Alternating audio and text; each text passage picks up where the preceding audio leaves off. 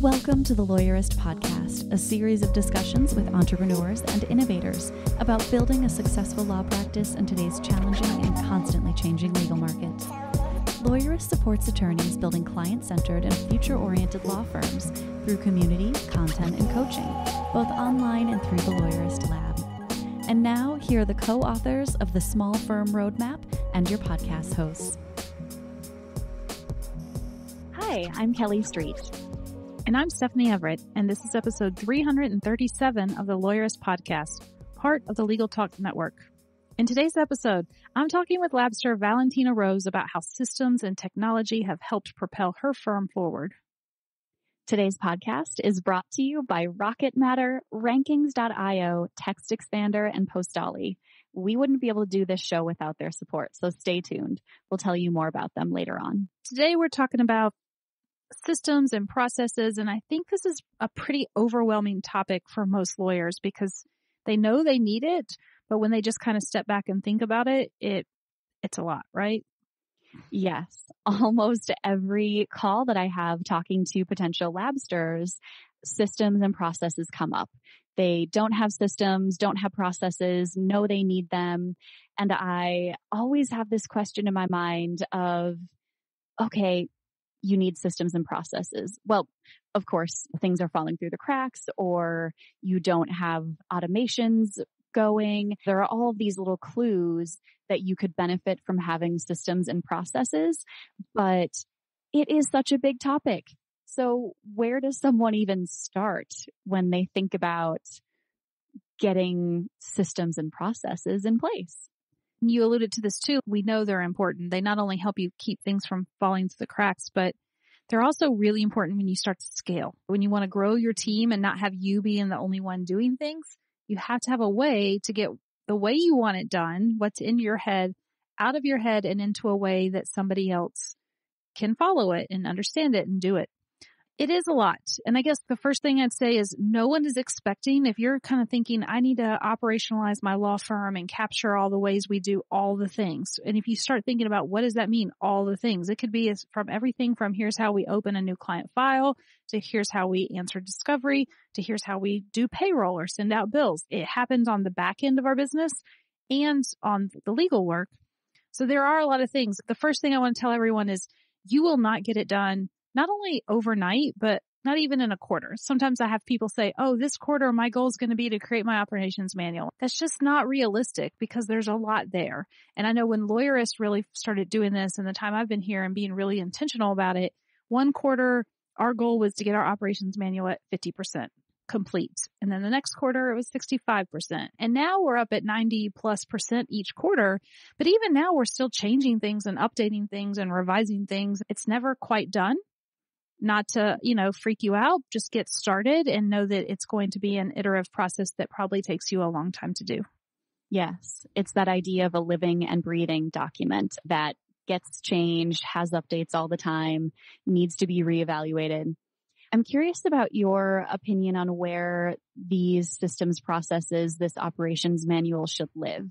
I know as a general matter, we do think that most things should be digitized and not in a paperless firm. But do you think there should be a printed out version that you give to new employees, or should this live online somewhere? It's easier if it lives online somewhere. It's probably just easier to update and make it a living, breathing thing. But that said, don't let that be the reason that stops you from doing it, because there's a lot of tools out there that you can use to build it.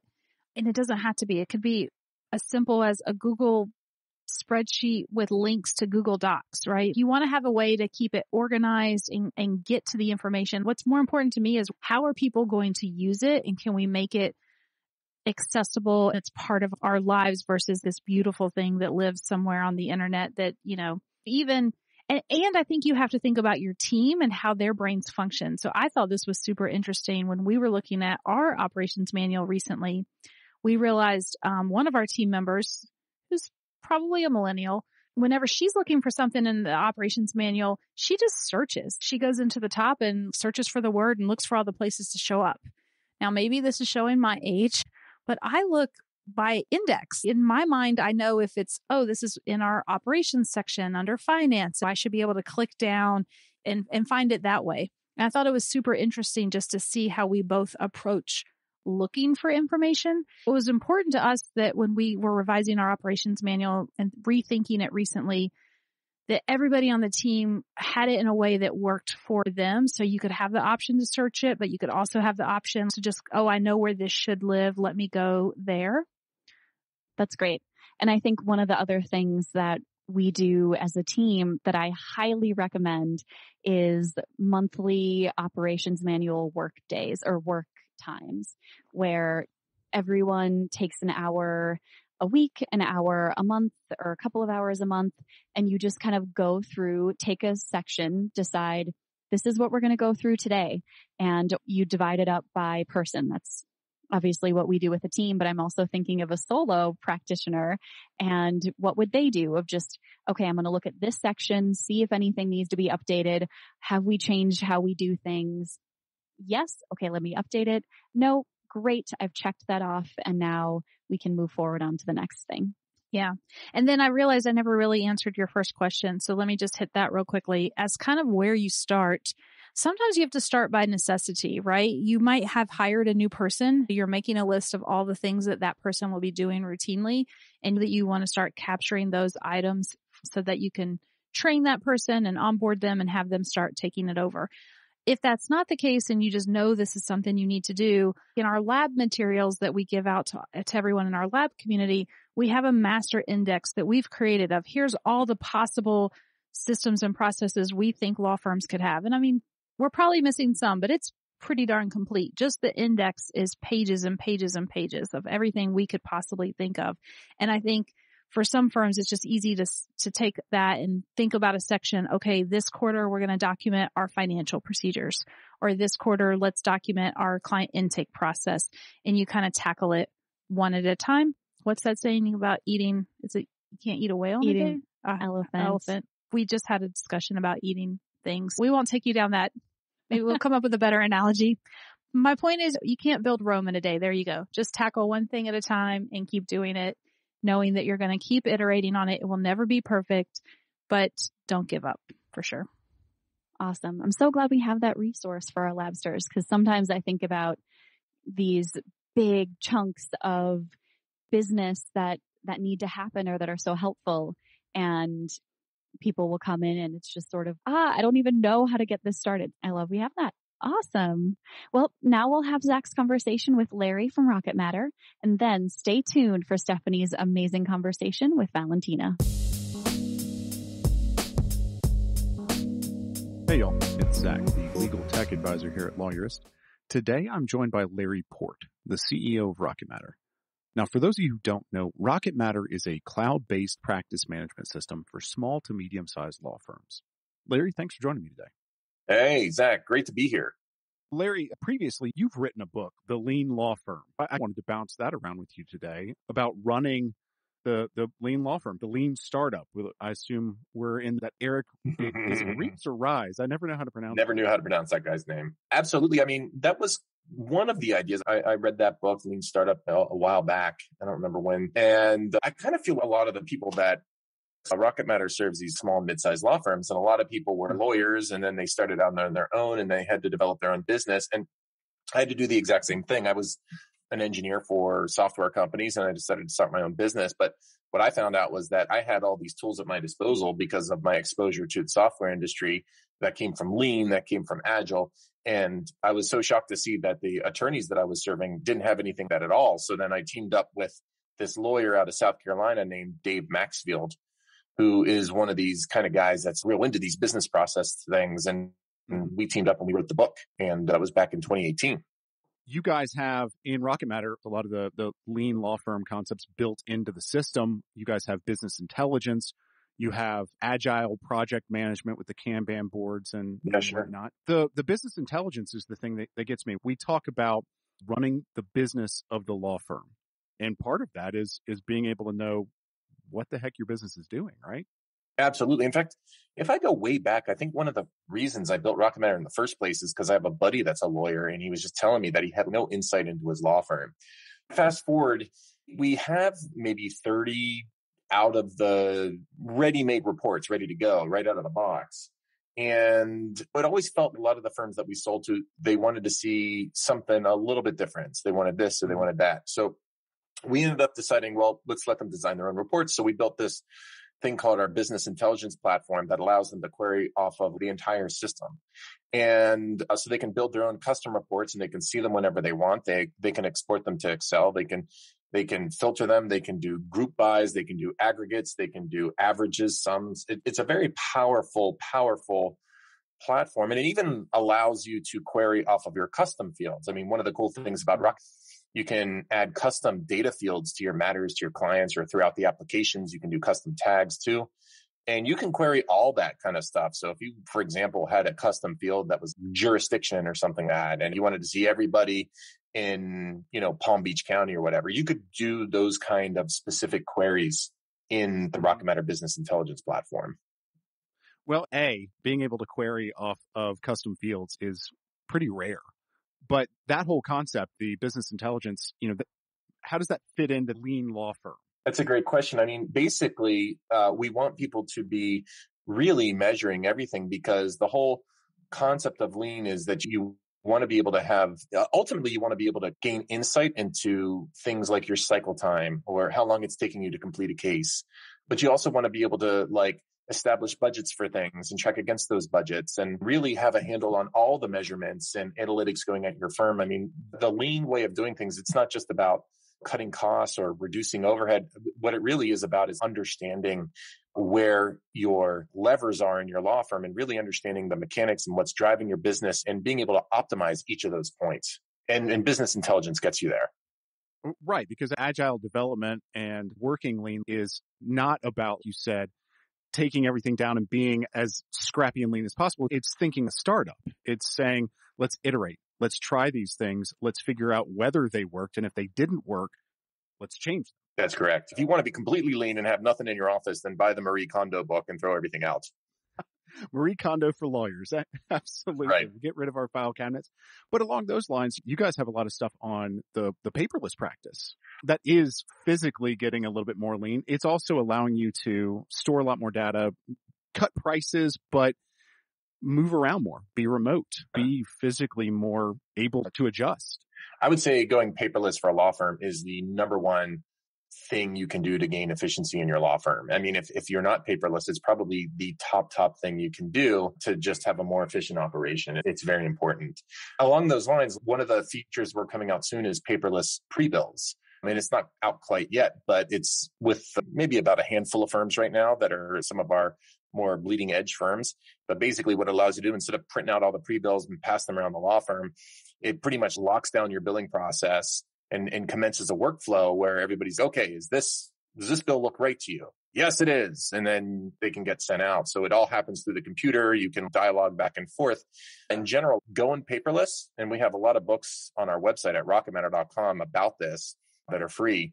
Huge deal for law. Larry, unfortunately, that's about all the time we have. I could talk to you about lean law firm for a while. But if people want to learn more about running a lean law firm, running a paperless law firm, you guys have a ton of material at rocketmatter.com. If you go to rocketmatter.com and you click on resources, we have it broken down by webinars. So if you like to listen or watch things, you can watch recorded webinars. If you like to read books, we have ebooks. And then if you like podcasts, we have a Lean Law Firm podcast at leanlawfirmbook.com, or just search the Apple Store, Spotify, wherever you listen to your podcast. So great ways to get informed, and it's all free.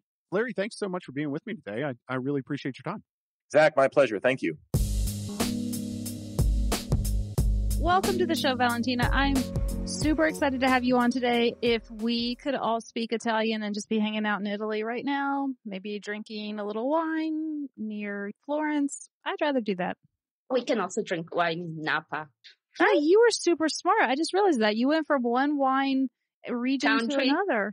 Yeah. I am happy to have you on the show because this month we're kind of talking to people about the small firm roadmap and the concepts in it and how they are actually putting that in practice. Because I think it's super helpful to kind of get those real life stories and understand, okay, I know you guys wrote about all this stuff, but what does it really mean? And we're going to talk about that in a minute. I want to hear about how you guys specifically focused on your systems and technology and those pieces of the book. Before we get there, Let's dive back and talk about the before. You mentioned that you'd been in the lawyer's lab for about 8 months now. Before you guys joined that, before you really started thinking about your business in this way, what did business look like for you and Trevor? It's interesting that you're asking that. We start back in 2013. At the very beginning, it was just me and Trevor. And I am a little bit of a system maniac, meaning that even when it was just the two of us and we had the very first case, I was, no, we need a very clear way to name and number our cases. And probably Trevor was, we only have one. Why should we create a system to number our cases? But we started from the very beginning doing that. That said, about a year ago when COVID happened, we were still relying a lot on paper and on a lot of manual processes. And then COVID happened. And back then it was 4 of us in March 2020 when COVID happened. And very silly example, every time we had someone scheduling an appointment, I had created in our software legal management system a template to send a appointment confirmation and appointment reminder. But we'll still had to manually enter the information, click send, and it will go set out. Trevor was scheduling the appointment. He was making a notes of the appointment of a small piece of paper, and he was sending this to one of the legal assistants. Mm-hmm. COVID happened, everything shut down, we're all working from home, and all of a sudden, I share the house with Trevor. He walked to me with a little piece of paper. No, I'm not the person that is going to now send out your appointment reminder. I'm sorry. And that was the very first step when we decided to look into automating and create a process for client to be able to schedule by themselves. And that was when we added Acuity scheduling to our system. You've always known that you needed systems. So one of the challenges was having Trevor realize how important systems were. In that respect, maybe COVID was a little bit of a blessing for you guys, for your business, because suddenly he couldn't rely on those inefficiencies and the paper processes that he had kind of used before, because that just wasn't a possibility. Yes, that's exactly right. One other thing that was happening was that every day we will have to go through everything that our assistant needs to work, and we'll live very close to each other, but just drive around and pick up files and drop files. Another thing that was not really efficient. It's interesting because I was already following Lawyerist, the insider, and I ended up on a workshop that probably you were giving for people that were not Labsters. And that was the first time that I said, wait, I didn't really realize what Lab was really about. And they're really going to help us put in place all of these system and processes that I always were obsessed with. And that was when we decided to actually join. And it's been mind-blowing since we joined. It completely changed the way that we want to build our business. Mm-hmm. I remember one of the first exercises was about the vision. We go into that, we think about, and the very first vision we come up with was a very classic vision. Well, in 3 to 5 years, we want to own our building, have 5 attorneys, and build this amount of money. And then a few months later is what? I would also to enjoy my weekends. Now having to work on weekends, maybe what if we go to Italy for the summer and be able to work from there? Yes. And all of a sudden it was like, OMG, we can do so many things that are so different than what is expected from us.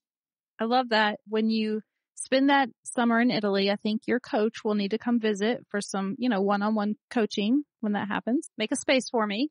But I love that your work in Lab and our work together, because I remember that kind of epiphany and aha moment for you guys where you realized that there were more possibilities than maybe you had known before. and listening to other attorneys and meeting other people in the community and just realizing, wow, there's more possible here. So what we can create can be so much larger than what we were originally thinking about. And I remember you coming and telling me, yeah, I want to run our business from Italy for the summer, recognizing maybe we will still need to do some work there. We're probably not going to be in a place in the near future where we just don't work for the summer, but we certainly could set up a business where we are running the business from Italy and staying with your family. And I thought that was a fabulous idea and I love it. And now you guys are actively working to make that happen. You're getting closer. And one other interesting point is that Trevor also does business law. Sometimes he's talking to his business clients about succession plan and all of that. He always tells his business clients is that you need to do something. If you are planning to retire in 10 years, you need to start working now on make yourself, indispensable for your business, because that is how you will sell your business for more money. Most of our business clients are restaurant owners. And then all of a sudden they say, second, Trevor, the same is true for you. As long as you are the main character, the main person in the business, this business is only worth as much as long as you're present. Such a powerful recognition by him. And for him, I love that he was teaching that to his business clients, but then he has that aha moment. Wait, the advice I've been giving everyone else applies to me. And I think you shared with me before we started recording that in the before, Trevor was pretty consistently working on weekends. And now that has changed since you guys have started putting all these systems and processes in place, because you guys have little ones.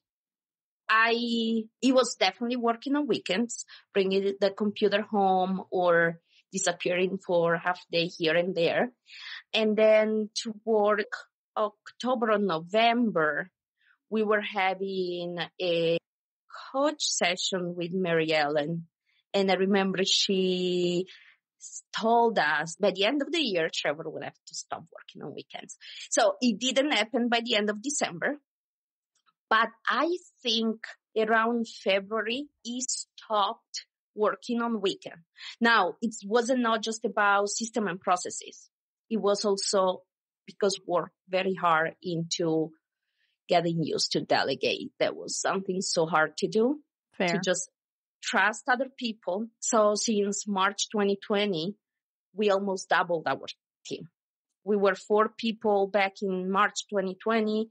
We hired an executive assistant during summer 2020. She's now taking care of our social media mainly, and then everything else. And then in February, we added a virtual assistant and another attorney. Awesome. In February, we also hired part-time and high schooler. His job was to scan everything, because all of a sudden we said, nope, we want to be able to work from everywhere. That means that all client information needs to be in our system, not on paper.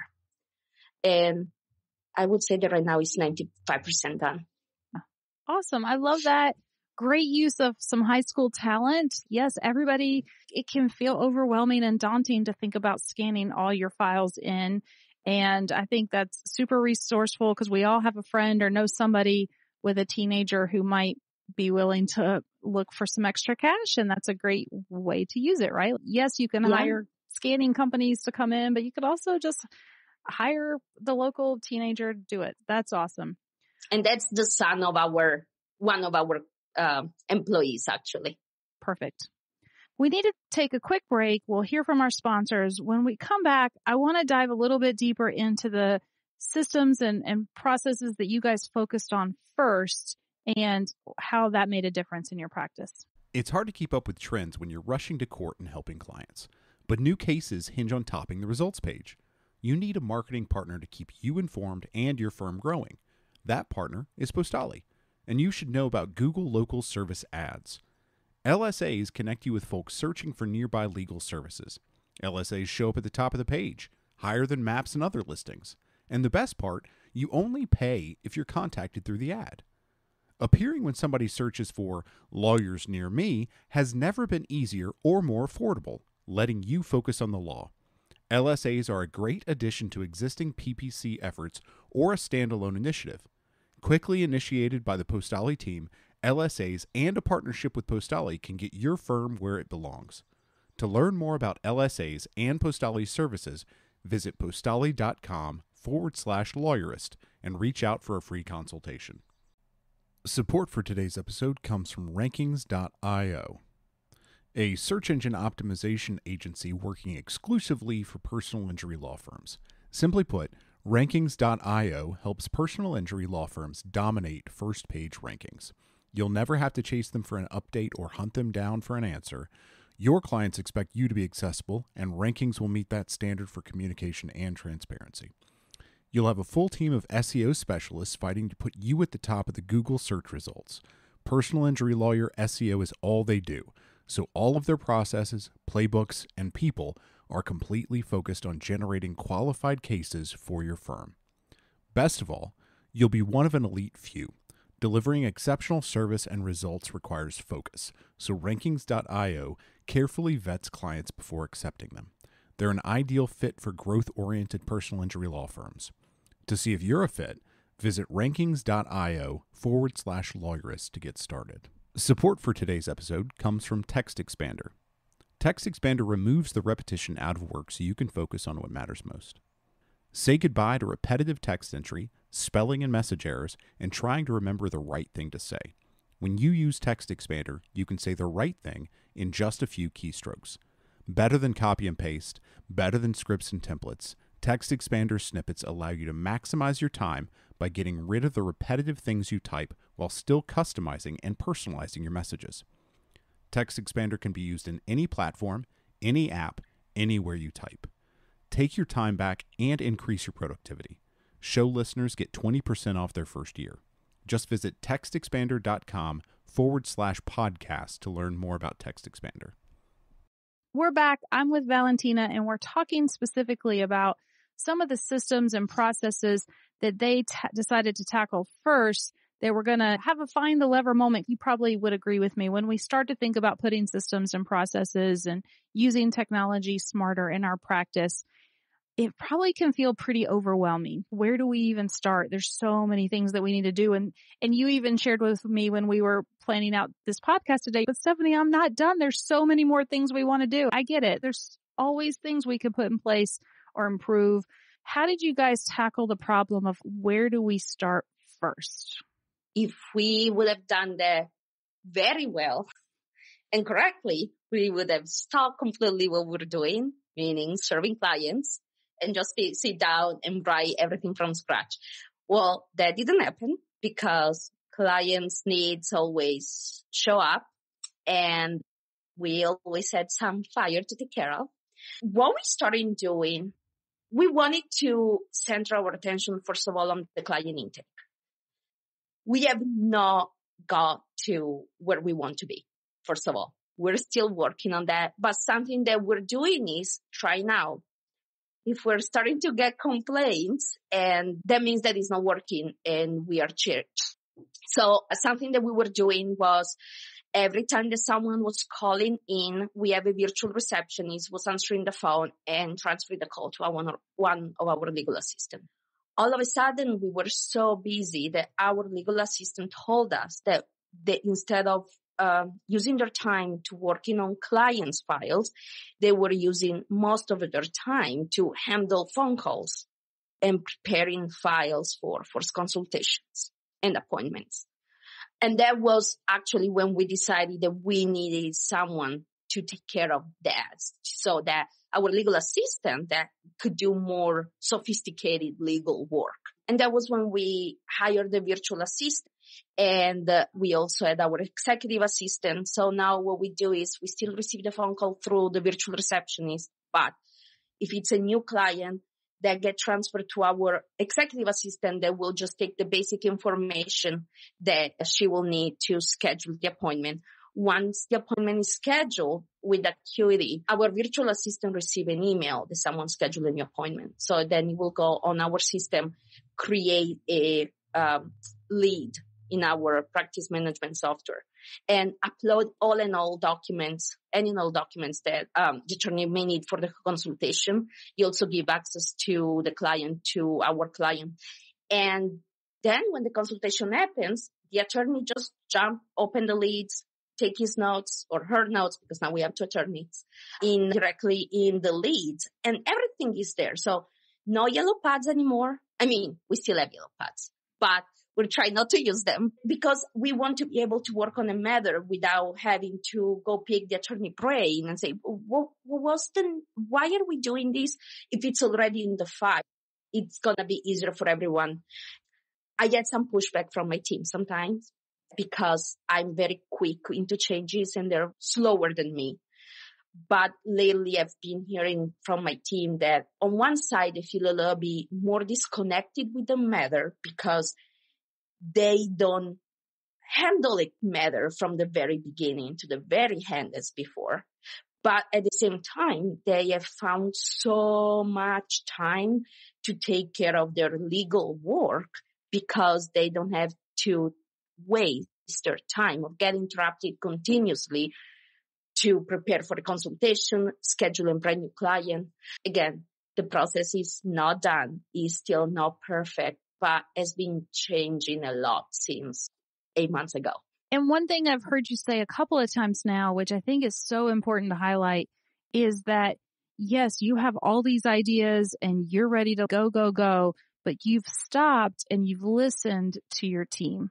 And listening and having that dialogue is so important. We talk a lot about vision. The next step after vision is alignment. And that can be the hardest piece because, yeah, as the leader, we just need to start doing this. But if your team's not on board and you get that pushback, then we all know that you're not going to be very successful. I really appreciate that you've included your team, you've included them in the process and let them lead where changes need to happen or where improvements need to be made, and also getting their buy-in and helping them understand the why. And now they're seeing, I have more time to do my work.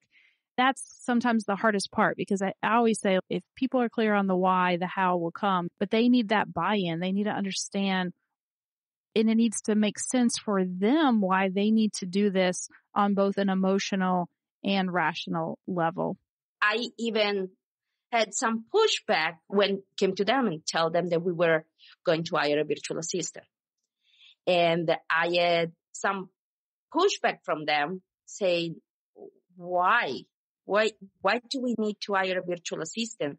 I have plenty of time to do this. And then it was funny because when we mentioned even to Mary Ellen, she's our accountability coach, that we were hiring the virtual assistant, she was so excited.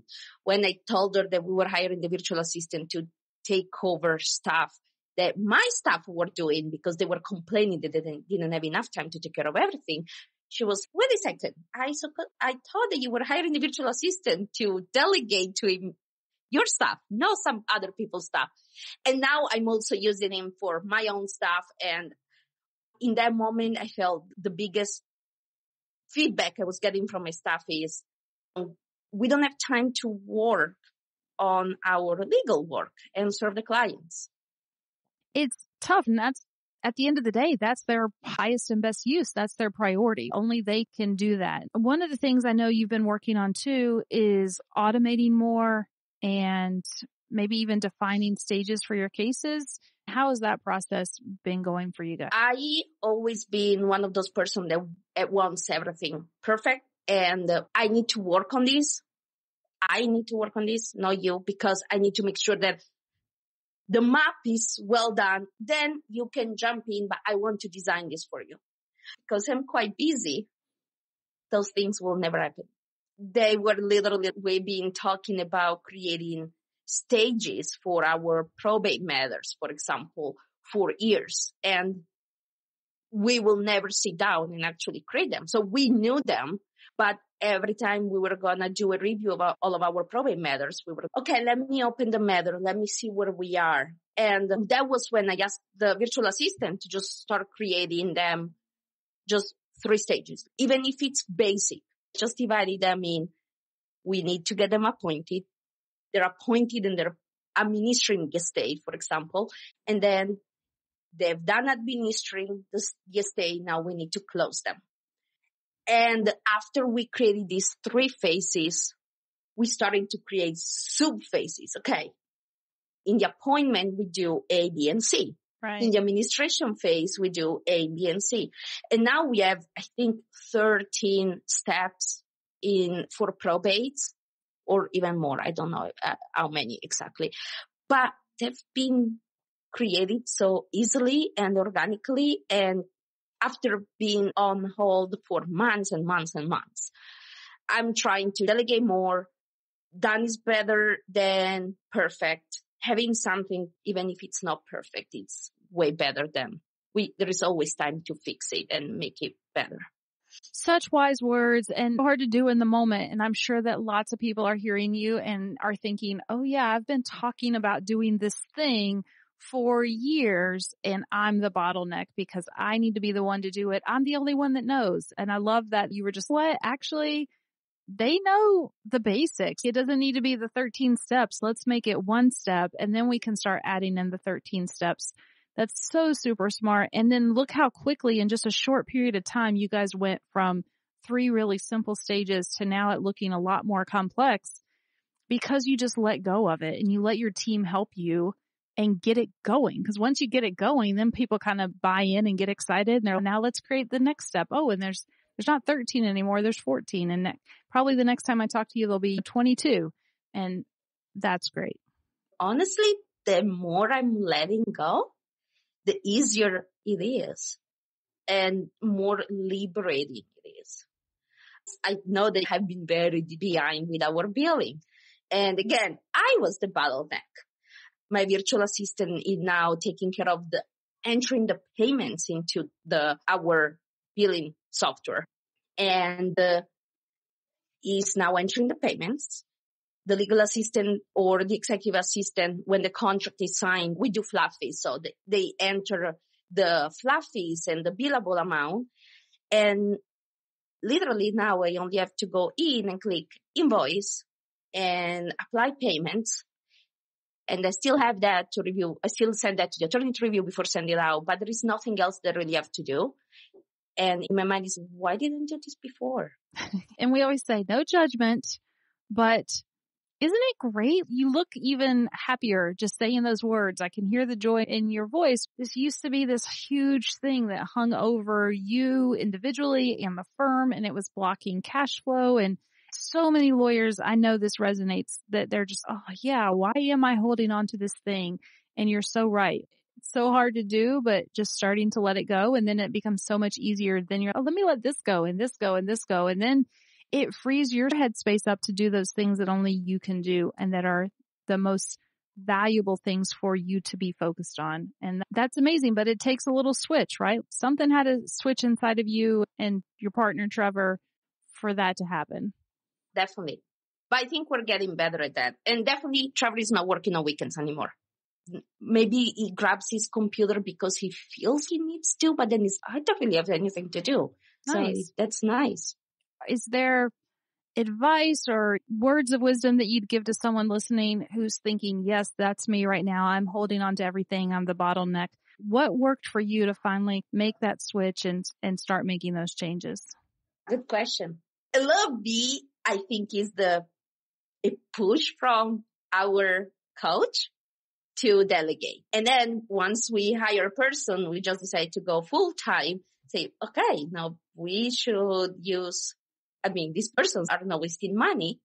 And also, well, I think I love it, Trevor. Trevor is very good to be on task all the time. I'm not that good. So, and he was telling me that I was kind of the bottleneck. So it was like, come on, this needs to be done. This needs to be done. And that was teaching, trusting. And then it happened a little bit organically. We were so busy that I was throwing stuff to them, and they got used to work without too much input from us. Mm-hmm. And I think that the fact that they're remote, the virtual assistant is remote, is also helping to make him more independent from us. As we wrap up here, any other thoughts or advice you'd give to someone who may be listening and struggling to think about how they can put some of this stuff in place for their business, what would you tell them, or what advice would you give yourself if you were having that conversation 9 months ago? Join a group of professionals that are in your same boat, and just having a feedback from someone that is not inside your head or inside your team is just so illuminating sometimes, because why didn't I think about this before? That was so easy. It didn't even cross my mind. And Lab is a great group. Everyone in Lab is so helpful and they're so open about sharing. I'm in this small side group with some Labsters, and we share back and forth, and we use whatever work the other has done as a base or a draft to create our own work. And then in a way, we're also cutting off on time span of every time reinventing from scratch, because I gave them my draft of an accountability chart. They gave me their draft of a job description. So that's definitely something that needs to be done. And then just sit down. That was very useful for us, was going through our tech stack and decide what we were using, what we were not using anymore, what was not efficient, and clean up. Right now, less and that communicate with each other better is better than having everything done perfectly by using a lot of tools that don't communicate and double entering information and all of that. Good thoughts there, because I know everybody tends to want to gravitate to lots of tech tools, and sometimes less is more. What we have can do the job. Would it do it the best or the exact way we want? Maybe not, but I love that you guys kind of had to pare down and, we just need to get the job done, and we need all the tools to talk to each other. That's super important. And we use our virtual assistant as our Zap when a Zap doesn't exist. This has been so great. I know it's been helpful for people to start to hear and conceptualize. If this is resonating and you're thinking, I'm the bottleneck, don't be. There's a path forward. The good news is you guys did it. You made these changes, and in just a very short period of time. I mean, it's only been 8 months since we started working with you, but I can already see huge shifts. You've doubled your firm, and all things are pointing north for you guys, which is awesome. And I just can't wait to be along for the journey and see what's next for you guys. Thank you so much for sharing all this with us today. Thank you for inviting me. It was an honor. I feel like I should say arrivederci. Did I get it close? Yeah, I can't roll my R's that, but. Yes, it was very close. The Lawyerist podcast is produced by Bailey Tiller. Are you ready to implement the ideas we discussed here into your practice? Wondering what to do next? Here are your first 2 steps. First, if you haven't read the Small Firm Roadmap yet, grab the first chapter for free at lawyerist.com/book. Looking for help beyond the book? Let's chat about whether our coaching communities are right for you. Head to lawyerist.com/community/lab to schedule a 15-minute call with our community manager. The views expressed by the participants are their own and not endorsed by the Legal Talk Network. Nothing said in this podcast is legal advice for you.